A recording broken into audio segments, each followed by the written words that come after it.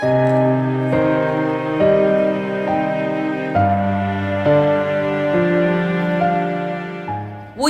இருப்பதை அதிகாரிகள் நம்ப வேண்டும் என்பதால் மாற்றுத்திறனாளி இளைஞரை மீன் விற்பனைக்காக பயன்படுத்தப்படும் கூடையில் படுக்க வைத்து அழைத்து வந்து விழுப்புரம் ஆட்சியர் அலுவலகத்தில் பெற்றோர் மனு அளித்ததால் பரபரப்பு ஏற்பட்டது.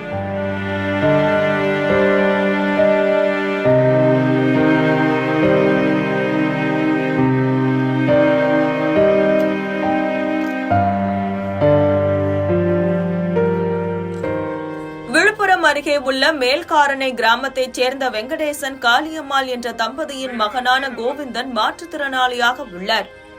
இவருக்கு அரசு சார்பில் மாதாந்திர உதவித்தொகை பெற்று வந்த நிலையில் கடந்த 6 மாதங்களாக உதவித்தொகை தராமல் நிறுத்தி வைத்துள்ளனர்.